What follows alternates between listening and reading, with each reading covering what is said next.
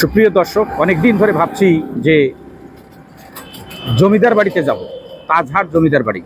আজকে যাব, কালকে যাব, যাওয়া হয় না।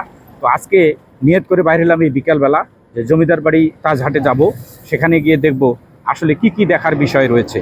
তো আপনারা আমার সাথে থাকুন, চলুন আমি জমিদার বাড়ির উদ্দেশ্যে রওনা দেই, সাথে থাকবেন। তো দর্শক, দেখতে দেখতে চলে আসলাম আমরা সেই ঐতিহাসিক তাজহাট জমিদার বাড়ি। তো এই যে দেখছেন টিকিট কাউন্টার, টিকিটের মূল্য মাত্র 30 টাকা। 30 টাকার বিনিময়ে আপনারা আসতে পারবেন এই ঐতিহাসিক জমিদার বাড়িতে এবং অবলোকন করতে পারবেন সুন্দর সুন্দর দৃশ্য। তা আসুন আমরা ভিতরে যাই। তো দর্শক, জমিদার তাজহাট এসে দেখলাম যে এই যে গ্রাসিং অর্থাৎ ঘাসগুলো যে রয়েছে, এর সুন্দর ড্রেসিং এবং সুন্দর লুক একবারে ওয়াও। তো দেখুন কত সুন্দরভাবে ড্রেসিং করা হয়েছে। ফুলের বাগানগুলো, ফুলের গাছগুলো দেখতে খুব সুন্দর লাগছে। তো নিশ্চয়ই আপনাদেরও ভালো লাগবে। তো আসুন আমরা আরও সামনে যাই আর অবলোকন করি সুন্দর সুন্দর দৃশ্যগুলো। বন্ধুরা, তাজহাট জমিদার বাড়িতে এসে যেটি নজর কাড়লো সেটি হলো এই যে ফুলের কাটিং। হ্যাঁ, লাভ চিহ্ন দিয়ে ফুলের কাটিংটাকে করা হয়েছে, খুবই সুন্দর লাগছে। তো নিশ্চয়ই আপনাদেরও ভালো লাগবে।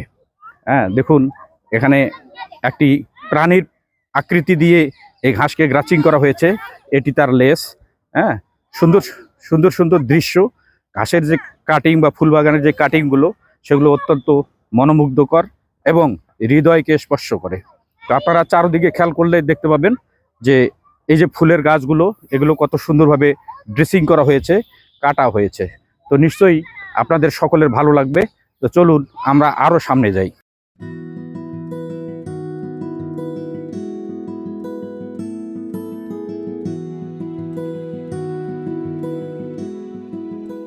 জমিদার বাড়ির একবারে হাতের উত্তর পাশে আসলে দেখতে পাবেন এরকম সুন্দর সুন্দর কাশফুল। আর এই যে নতুন নতুন গাছগুলো লাগানো হয়েছে, গাছের যে ন্যামফলকগুলো রয়েছে সেগুলো স্পষ্ট নয়। তো এই জমিদার বাড়ি তাজহাটের যে কর্তৃপক্ষ রয়েছেন তাদের দৃষ্টি আকর্ষণ করব, যেন বোর্ডগুলো আরও সুস্পষ্টভাবে লেখা হয়, মানুষ যেন দূর থেকে দেখতে পারে যে এই গাছটির নাম কি। তো নিশ্চয়ই কর্তৃপক্ষ আমার বিষয়টা বিবেচনা করবেন। তো সব মিলে দৃশ্য অপরূপ। নিশ্চয়ই আমাকে ভালো লেগেছে, আপনাদেরও ভালো লাগবে। এই ঐতিহাসিক জমিদার বাড়িতে আসার পরে যেটা আমার নজর কাড়লো সেটা হলো এই যে একটা পুকুর। হ্যাঁ, দারুণ একটা পুকুর। তো এই মুহূর্তে এই পুকুরে অবশ্য পানি নাই। পানি থাকলে এই পুকুরটা আরও খুব সুন্দর দেখা যেত এবং দৃশ্যগুলো আরও ভালো লাগতো। তো পুকুরের পাড়ে সারি সারি গাছ রয়েছে। হ্যাঁ, বসার ব্যবস্থা করা হয়েছে। পুকুরের পাশ দিয়ে সুন্দর সুন্দর ফুলের বাগান করা হয়েছে। সব মিলিয়ে দৃশ্য কিন্তু অত্যন্ত সুন্দর। নিশ্চয়ই আপনাদের সকলের মন কেড়ে নেবে এই তাজহাট জমিদার বাড়ি।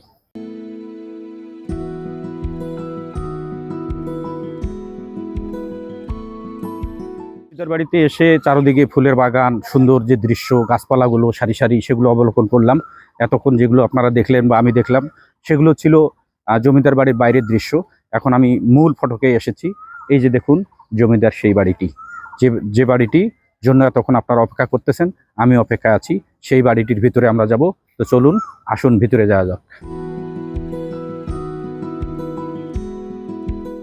দর্শক, এই জমিদার বাড়িটি 1984 সালে প্রেসিডেন্ট এরশাদ, প্রয়াত প্রেসিডেন্ট এরশাদ এটি সংস্কার করেছিলেন। আর তাজহাট জমিদার বাড়ির যে বোর্ডটি আপনারা লক্ষ্য করছেন। তো আসুন আমরা আরও ভিতরে যাই।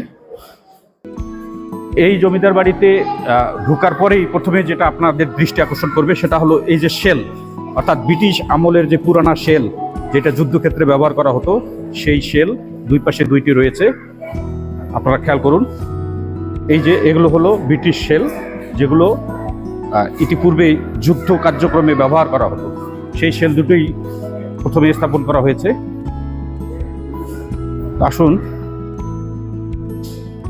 এখানে সেই ঐতিহাসিক যে জিনিসপত্রগুলো সংরক্ষণ করা হয়েছে সুন্দরভাবে, একটা মিউজিয়ামের মতো করে। হ্যাঁ, অনেক সুন্দর সুন্দর এখানে পোড়ামাটির যে ফলক দিয়ে সুন্দর সুন্দর জিনিস তৈরি করা হয়েছে, সেই জিনিসগুলো এখানে রয়েছে। সব মিলিয়ে খুবই ভালো এবং অদ্ভুত।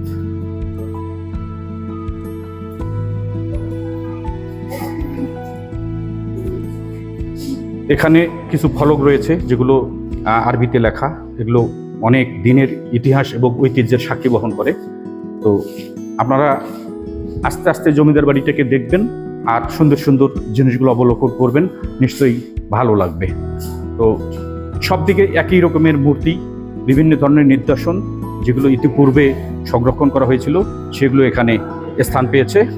তো আপনারা খেয়াল করুন, এই যে সুন্দর সুন্দর মূর্তি, এই মূর্তিগুলো নিশ্চয়ই আপনাদের দৃষ্টি আকর্ষণ করবে এবং ভালো লাগবে। তো আমি অনেকদিন আসবো আশা হয়নি, আজকে এসেছি। তো এই যে আপনাদের সেই জমিদার বাড়িটি আপনাদের সামনে উপস্থাপন করছি। এখানে দেখুন একটা পুরানা মূর্তি, হ্যাঁ, সুন্দর সুন্দর মূর্তি দিয়ে অবলোকন করা হয়েছে, সুন্দরভাবে সাজিয়ে রাখা হয়েছে গ্লাসের ভিতরে করে। ভিতরে এসে দেখলাম একটা ছোট্ট লাইব্রেরি রয়েছে, সেখানে নানান রকমের বইপত্র রয়েছে। এই লাইব্রেরিতে কিছু বই সংরক্ষণ করা হয়েছে, হ্যাঁ, এগুলো যদিও এখন তালাবদ্ধ অবস্থায় আছে। তো এই যে বইগুলো, হ্যাঁ, ব্রিটিশ আমলের এবং অনেক পুরাতন কিছু বই এখানে সংরক্ষণ করা হয়েছে। সময় করে আপনারা যদি সেই বইগুলো রিডিং করে পড়েন তাহলে আপনাদের ভালো লাগবে। এবং এখানে সুন্দর বসারও সুব্যবস্থা রয়েছে। ব্রিটিশ আমল থেকে অদ্যাবধি যে বাংলার সংস্কৃতি এবং ঐতিহাসের কিছু নিদর্শন এখানে আসলে পাওয়া যায়। দর্শক, এই যে ছোট্ট একটা রুম দেখছেন, এই রুমটিতে কিছু বই সংরক্ষণ করা রয়েছে যা বিভিন্ন ধরনের দর্শনার্থীদের জন্য এই বইগুলো দেওয়া হয়। তো দেখুন, এটা কিন্তু সেই 1993 থেকে 1999 সাল পর্যন্ত যে বই, এই জমিদার বাড়ির ইতিহাস ঐতিহ্য নিয়ে এইসব লেখা বই, সেই বইগুলো এখানে সংরক্ষণ করা হয়েছে। এখানে অনেক সুন্দর সুন্দর বই রয়েছে। সোমপুর পাহাড়ের যে ইতিহাস ঐতিহ্য সেটি আছে, লালমাই পাহাড়ের যে ইতিহাস ঐতিহ্য সেটি রয়েছে। এমনিভাবে সারা বাংলাদেশের যে ভূতত্ত্ব ইয়াগুলো রয়েছে, ভূতত্ত্বের যে ইতিহাসগুলো রয়েছে, সেই ধরনের বই এখানে সংরক্ষণ করা হয়েছে। দর্শক, জমিদার বাড়িতে এসে দেখলাম যে জমিদার বাড়ির উপরে নিচে প্রায় সব জায়গায় তালাবদ্ধ। দেখুন, এই যে রুমগুলো সব বদ্ধ রয়েছে। বন্ধ থাকার কারণে দর্শনার্থী কিন্তু সবকিছু দেখতে পাচ্ছে না, যেমন এদিকে বন্ধ, এদিকে বন্ধ। হ্যাঁ, ওইখানকার যারা কর্তৃপক্ষ রয়েছে তাদের দৃষ্টি আকর্ষণ করছি, এটি তো মানুষের জন্য উন্মুক্ত করে দেওয়ার কথা, তো সেখানে খুব সিম্পল একটু উন্মুক্ত করে দেওয়া হয়েছে, বাকিগুলো সবই তালাবদ্ধ অবস্থায় দর্শনার্থীরা কিন্তু খুব একটা আনন্দ এনজয় করতে পারছে না। তো নিশ্চয়ই কর্তৃপক্ষ এ বিষয়ে তাদের সুনজর দেবেন বলে আমি আশা করছি। বন্ধুরা, জমিদার বাড়ির একবারে দক্ষিণ পাশে, হ্যাঁ, বিশাল একটি কাঁঠাল বাগান রয়েছে। তো সেই বাগানটা মোটামুটি যদি বাগানে কাঁঠাল ধরতো তাহলে খুবই সুন্দর লাগতো। লক্ষ্য করুন, এই যে বাগানটি, হ্যাঁ, অনেক সুন্দর একটা বাগান রয়েছে। এই বাগানটি যখন কাঁঠাল ধরে বা ধরবে তখন আরো সুন্দর লাগবে, ভালো লাগবে। তো জমিদার বাড়িতে আসলে যেভাবে প্রত্যাশা করছিলাম যে অনেক কিছু দেখব, সুড়ঙ্গটা রয়েছে সেটি দেখব, সেটি কিন্তু দেখা হয়নি, কারণ বেশিরভাগ অংশই তালা মারা রয়েছে। দর্শক, এই যে ঐতিহাসিক জমিদার বাড়িটি দেখছেন, এটি 1906 সালে এর নির্মাণ কাজ শুরু হয় এবং দীর্ঘদিন অক্লান্ত পরিশ্রম করে প্রায় 2000 নির্মাণ শ্রমিক এটির কাজের সাথে জড়িত ছিল। এবং অবশেষে 1917 সালে এই জমিদার বাড়িটির নির্মাণ কাজ শেষ হয়। তো এটি সেই ভারত থেকে আগত স্বর্ণ ব্যবসায়ী বা হীরা ব্যবসায়ী যে ছিলেন, উনি এই জমিদার বাড়িতে বসবাস শুরু করেন। পরবর্তীতে তারই বংশধর গোপাল রায় এই বাড়িটিতে সৌন্দর্য বর্ধন করেন এবং নির্মাণ কাজের সাথে জড়িত থাকেন। কথিত আছে এই বাড়িটিতে মোট 2000 শ্রমিক লেগেছিল এবং তৎকালীন সেই সময়ের 15 লক্ষ টাকা ব্যয় হয়েছে বলে ইতিহাসে পাওয়া যায়। দর্শক, এই ঐতিহাসিক জমিদার বাড়িটি বর্তমানে সরকারের নিয়ন্ত্রণে রয়েছে, অর্থাৎ বাংলাদেশ সরকার এটিকে নিয়ন্ত্রণ করে এবং এটি সংরক্ষণ করে। এটি পরিচালনা এবং পর্যবেক্ষণের জন্য বাংলাদেশ আনসারকে নিয়োগ দেওয়া হয়েছে। এছাড়াও বিভিন্ন ধরনের কর্মকর্তা ও কর্মচারী এই জমিদার বাড়িটিকে দেখাশোনা করে রাখেন।